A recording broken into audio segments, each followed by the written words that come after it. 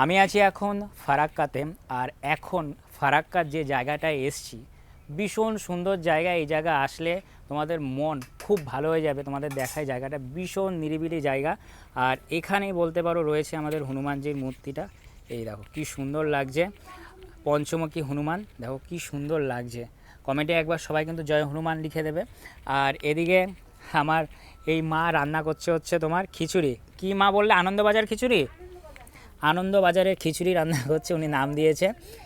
আচ্ছা, এই দেখো মাটির উনুনে কি সুন্দরভাবে রান্না করছে। আর এদিকে এটা কিসের মন্দির বললে মা? মা গঙ্গা। মা গঙ্গার মন্দির, দেখো কি সুন্দর লাগছে। আর এদিকটা আমি যদি তোমাদের ঘুরে দেখাই, দেখো পুরো নিরিবিলি পরিবেশ। এদিকে তোমার একটা ছোট্ট একটা ঘর রয়েছে। আর এদিকে রয়েছে এরকম হচ্ছে তোমার কুল গাছ। তোমাদের দেখায়, দেখো একেবারে বলতে পারো হাতের নাগালে এটা পেরেনি। এমা একটার জায়গায় দুটো এসছে। এরকম অনেক বছর পর এরকম গাছ থেকে কুল পেরে খাচ্ছি। একটা পকেটে ঢোকায়, এটা মুছে নিই, একটু ধুলো লেগে গেছে। আর এটা ইটের ওর বাবার বাণী, ও ওটা পালন করা হয়েছে। ওইটা মন্দিরটা করা হচ্ছে তার মুখের বাণী। আচ্ছা।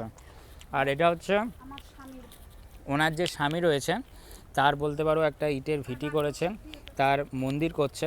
তোমাদের দেখায় একেবারে ফরাক্কার খুবই কাছে, জায়গাটা নিরিবিলি। ওই দাদার ইনভিটেশনে আমরা এখানে এসেছি। দাদা খুব সত্যি কথা বলতে ভীষণ ভালো। আর এদিকে রয়েছে অনেক কুল। এই দেখো, না আর কুল খাবো না, পরে খাবো।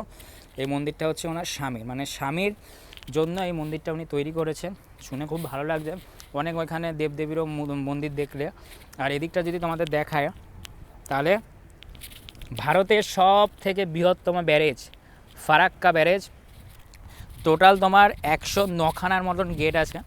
ভীষণ ভীষণ বলতে পারো জল ধারণের ক্ষমতা। আর এই জল যদি ছেড়ে দেয়, আশেপাশে যা রয়েছে, ওদিকে তো বাংলাদেশ রয়েছে, পুরো বলতে পারো ডুবে যাবে। আর এদিকে দেখায় তোমাদের অনেক মানুষ কিন্তু এখানে স্নান করছে। আর এই হচ্ছে এই মন্দিরটা, ভীষণ নিরিবিলি। নৌকাও রয়েছে, নতুন ব্রিজ একটা তৈরি হচ্ছে। আর দূরে যদি দেখায়, দেখো জ্যাম লেগে গেছে ব্যারেজের ওপর। এটা হচ্ছে তোমার সড়ক পথ, ওই সাইডটা হচ্ছে তোমার ট্রেন পথ।